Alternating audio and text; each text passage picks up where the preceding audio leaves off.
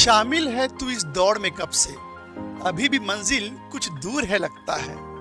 वो घड़ा मिट्टी का मजबूत है बनता, जो प्रचंड अग्नि के तेज में पकता है। जो तेज हवाओं के वेग को सह के लहरों में कश्ती बनाए रखता है। जो रात के गहरे अंधेरे को पी ले, वही कल सूरज सा चमकता है। देखिए, अगर आपका स्कूल, आपका कॉलेज आपके घर से बहुत दूर है तो आप अपने घर वालों को कह सकते हैं कि आपको एक गाड़ी दिला दे, क्योंकि आपकी आवश्यकता है। अगर आपको ऑनलाइन पढ़ाई करना है तो आप अपने घर वालों को कह सकते हैं कि एक मोबाइल या लैपटॉप दिला दें, क्योंकि आपकी आवश्यकता है। और आपके घर वाले अपने आर्थिक क्षमता के हिसाब से आपकी आवश्यकता पूरी भी करेंगे।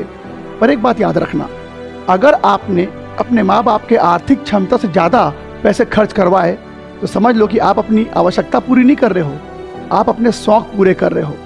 तो अगर आपको अपने शौक पूरे करने हैं ना बेटा, तो भी अच्छे से पढ़ाई करो, मेहनत करो, खुद पैसा कमाओ और अपने शौक पूरा करो। उस समय जब अपने पैसे से अपने शौक पूरे करोगे ना, उसका अलग ही मजा होता है। तो याद रखना बेटा, माँ बाप के पैसों से जरूरतें पूरी की जाती हैं, शौक नहीं। देखिए, अगर आपका लक्ष्य बड़ा है तो आपका प्रयास भी अखंड होना चाहिए। जब तक आप लक्ष्य तक नहीं पहुंच जाते, कई बार आपको ऐसा लगेगा कि आप तकलीफों से, दुखों से, मुसीबतों से दब चुके हैं। पर यकीन मानिए, अगर आप डटे रहेंगे और प्रयास जारी रखेंगे, एक दिन ऐसा जरूर आएगा कि आप इस दबाव को तोड़ के अपने आप को प्रबल रूप से खड़ा हुआ पाओगे। क्योंकि एक बीज को भी जब मिट्टी में दबाया जाता है ना, तो एक दिन वही बीज उस दबाव को तोड़ता है और प्रचंड वृक्ष का रूप लेता है। किसी पानी के बोतल को छोटे दुकान से जब खरीदते हैं तो वो सस्ती होती है, थोड़े बड़े होटल से खरीदेंगे थोड़ी महंगी पड़ती है, और अगर बड़े होटल से खरीदोगे तो और महंगी पड़ेगी।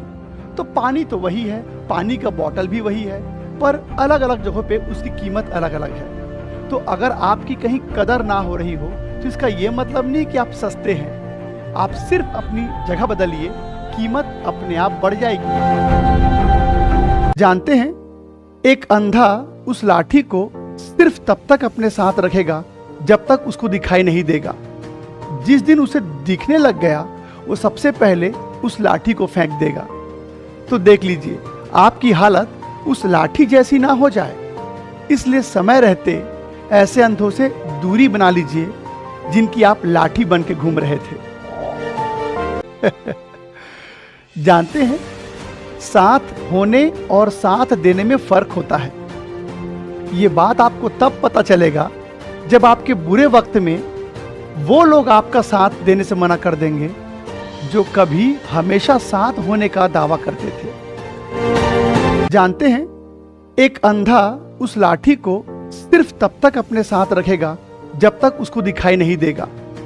जिस दिन उसे दिखने लग गया, वो सबसे पहले उस लाठी को फेंक देगा।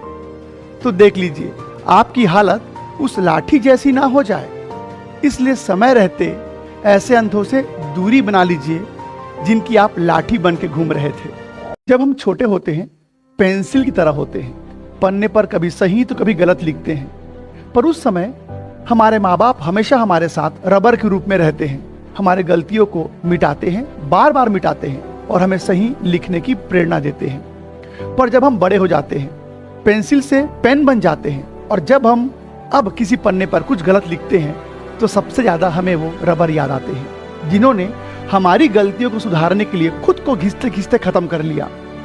तो जीवन के किसी भी पड़ाव पर जब हम फंसते हैं तो सबसे ज्यादा हमें हमारे माँ बाप याद आते हैं, और तब हमें समझ में आता है कि उनका योगदान, उनका त्याग कितना बड़ा था।